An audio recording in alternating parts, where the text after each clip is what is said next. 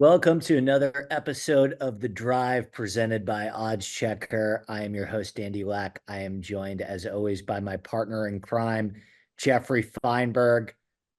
I think a double winner for us last week in Mr. Aaron Rye. That was quite the back nine, a bit of a content bonanza that I wasn't really expecting at the Wyndham Championship. Your reaction, sir, to the Rye victory for both of us and everything that transpired last week in Greensboro.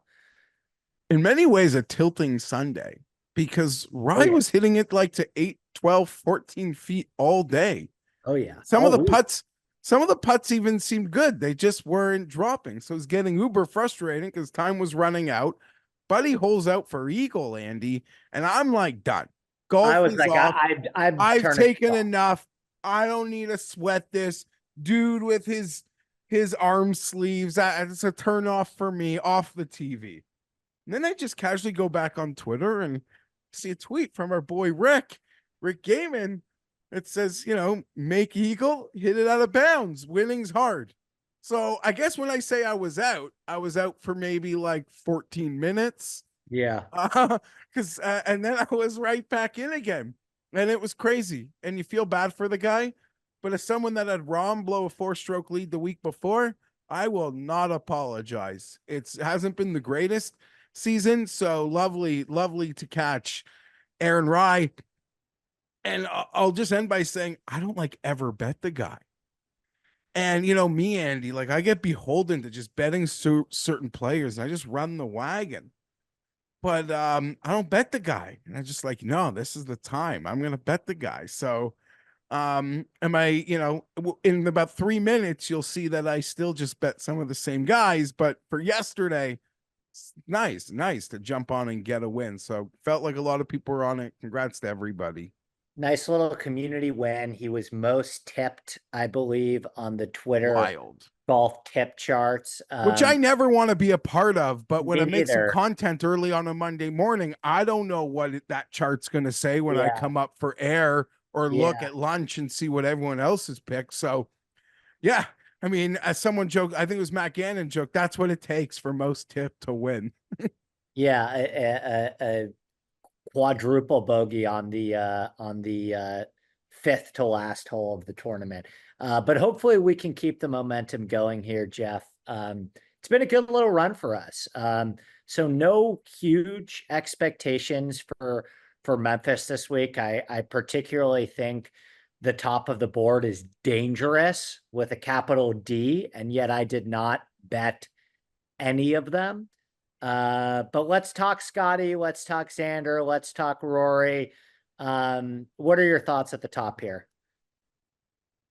I mean, when Scotty did what he did at the players running those guys down, I think the prevailing sentiment was, oh shit, he might have just activated God mode. And I kind of feel like it might have been reactivated in Paris, Andy.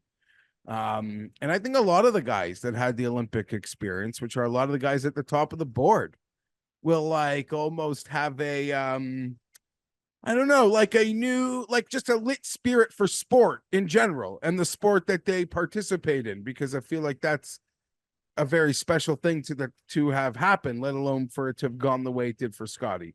So of course I'm scared shitless of Scotty. Plus 375 on that odds checker grid is the high number. Xander at the 8. If I had to make a bet of any of these guys under 20, I take my chances at Rory. Just Yeah. loves FedEx Cup playoffs.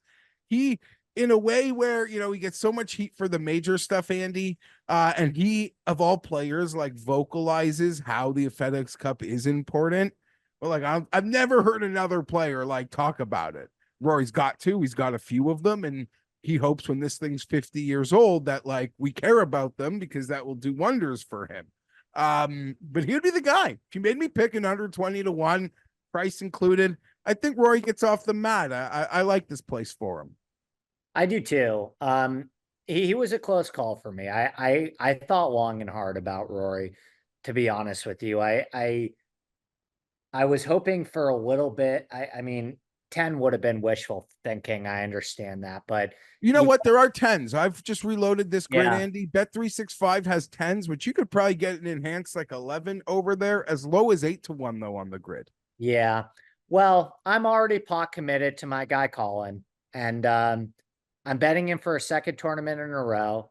Um, I haven't bet him really much all season, but I kind of dipped my toe in these last 2 weeks, and I think for a lot of the reasons that I liked him at Le Golf National, this in many ways, in terms of the golf course fit, is a very Americanized version of Le Golf National. Really easy greens, avoid the water hazards off the tee, accuracy over distance, and middle irons, middle irons, middle irons, middle irons.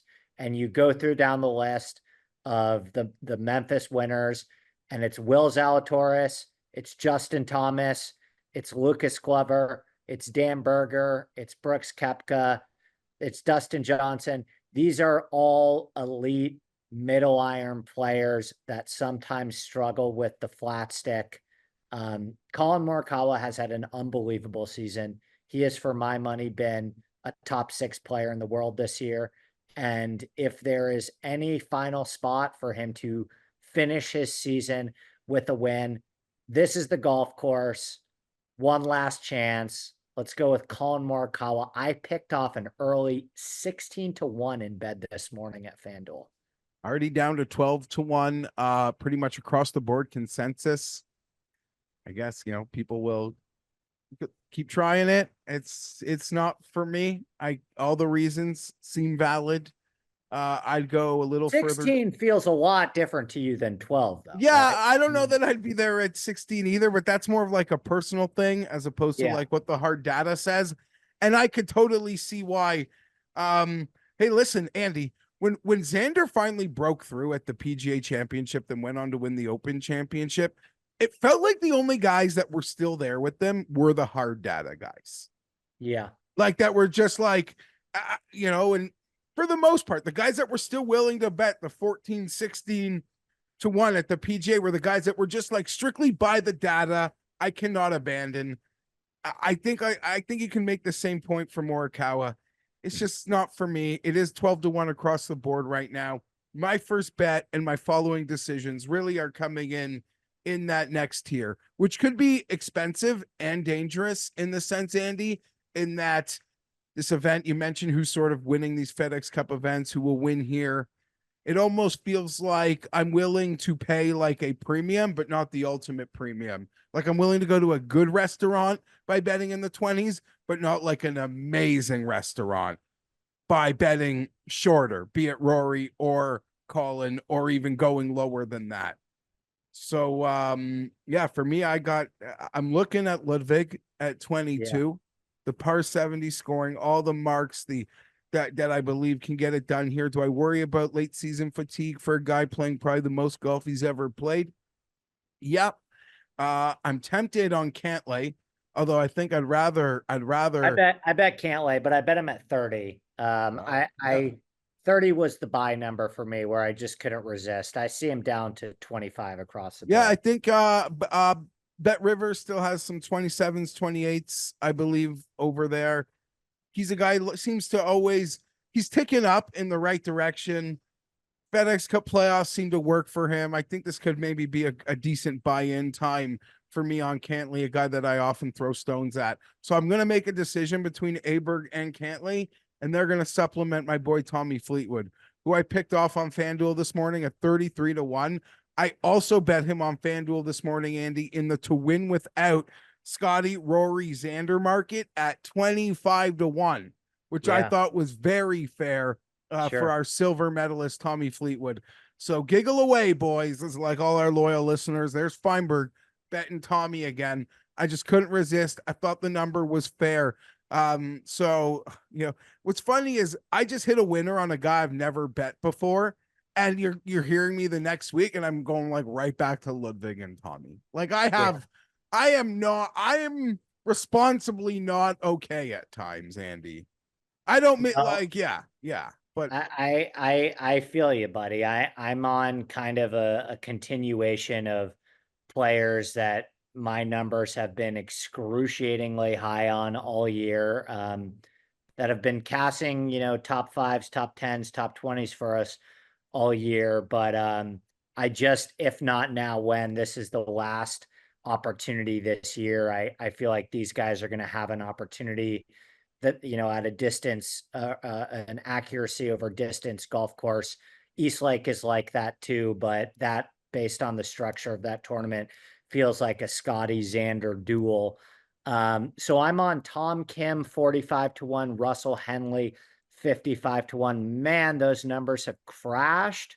Um, I've been Tom really Kim, the hot. most popular player this morning, I think. Yeah, I've been really hot recently, but and there's definitely a bunch of, when I post, a bunch of subs that are slamming these numbers at the same time, but I'm certainly not betting big enough to move these lines. But geez, these are 20 points lower than I bet them this morning. Anyway, What Henley was was Tom Kim this morning? 45? 45. Yeah. So I'm seeing Kim now as high as 35. 35 is not bad. No, 35 isn't bad. You could argue maybe that's where it should have been. I'd much rather Yeah. get in on Tom Kim than Russell Henley to a certain extent. But this is an interesting range, Andy. It's a Yeah, well, pretty I just wanted to preface real quick is that I feel bad even because I saying these, because I don't endorse. I wouldn't have bet Henley at 33-1. Yeah, I Um, would never. yeah, my buy number on But Henley you would. know what? I've got Rye at a lovely number last week, and I don't think if I didn't get the number, I don't know that I would have bet him at 33-1, which What'd is you get, sometimes Ryan? I got Bet Rivers had an opener at 50. So Yeah, I I bet got 40. in, I I even agree got with in at you. some 40 again, which is to say, let me put it this way. I had Rye, I had a 50-1 ticket on Rye. And there was not a single person who posted their 33, 35-1 Rye ticket that was like, oh, shucks, wish I had 50.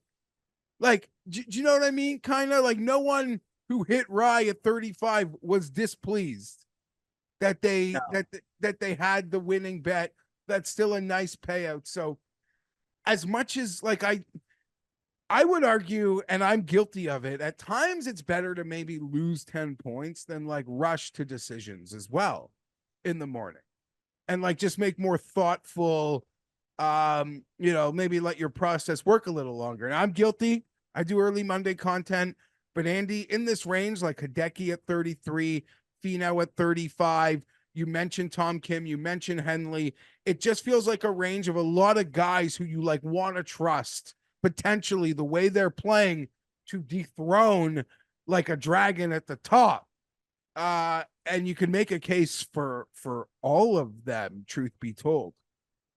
Corey Connors too. I throw Another in one, yeah, that mix. Yeah. absolutely. Yeah. So I went with Henley and Tom Kim. Have you made any moves farther down the board? Any long shots you want to touch on? No, I missed the Tom Kim number. I was pretty annoyed about that, but I've still been staring at the 35s all day. Still seeing some Finau 40s, but it's as low as 33 on that 30 on the odds checker grid. So yeah, Tom Kim or Finau, Matsuyama 33 seems pretty fair. I'd like to think I'm going to bet one of those three guys. I'm not going very far down this board. I'm not. I mean, when we go now, I know Glover won back to back, but I will die on the hill, Andy. Like I am just tighter, but a bit more overexposed at the top in FedEx Cup. Like if Yeah. when when Glover got me last year, I tipped my cap. Was it Keegan who got us all? No, he didn't. No, he didn't. That was at the Travelers where Keegan won, right? Keegan was Travelers.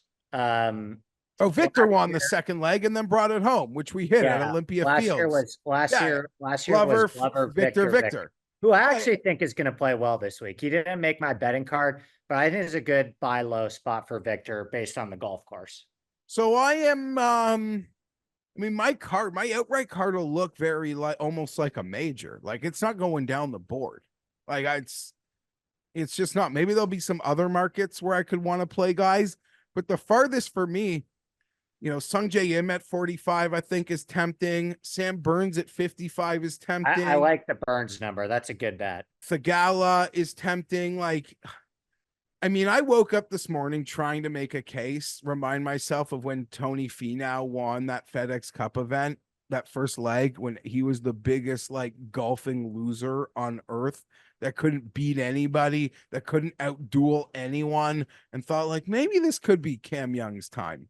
But I don't want to use the gutless word because that's kind of unfair because golf is really hard. And you put me in a match with my buddies, I don't hit 7-footers ever. Not to compare myself to Cam Young, but I just can't bet him to win. At the moment, which any good player I feel would rattle him in a duel.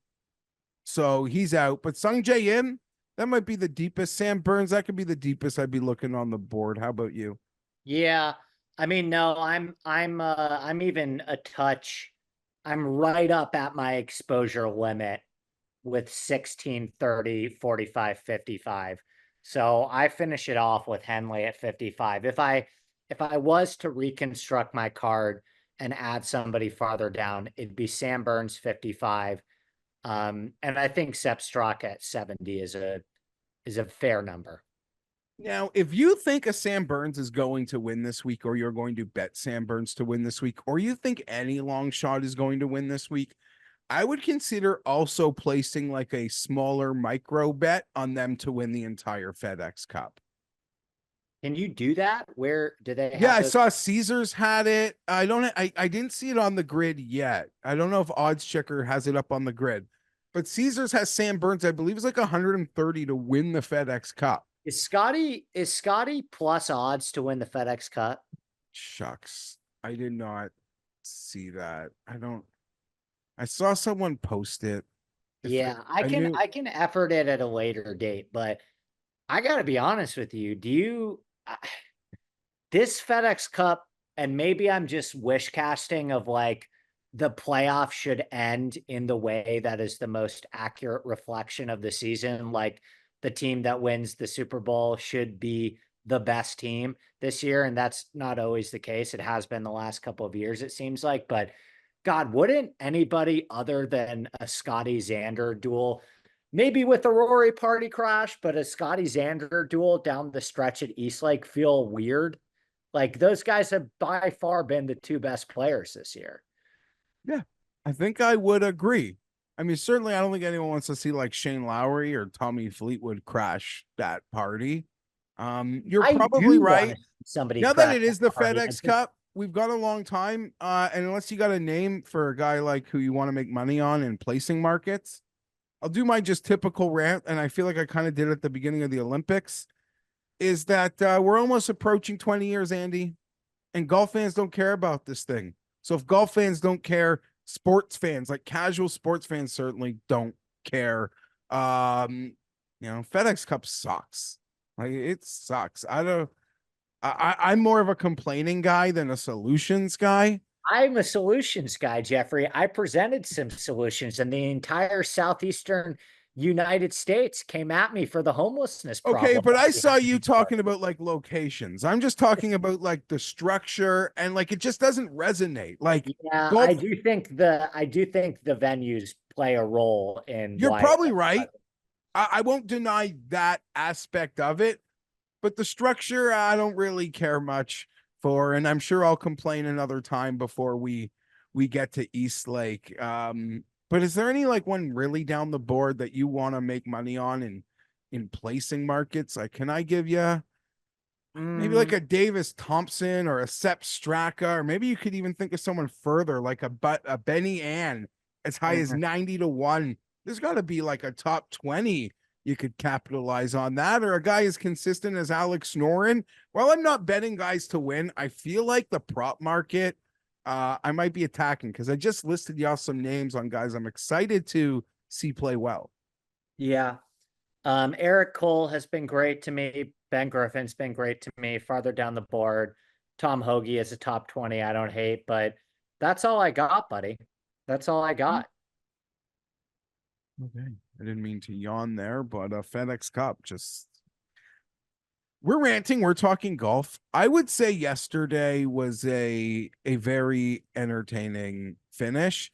And Yesterday was like starless golf at its best. Like, if you're telling me what's the best case scenario for a golf tournament where the favorite is freaking Sung JM, it's yesterday, because that was electric. That Sunday back nine, from the content bonanza that Kuchar was, to this guy just crapping all over himself with an 8 and then making a 2 and then 4 putting to make another 5. And like, that's best case scenario for the PGA Tour. That, in my mind, is when the PGA Tour is at its absolute best.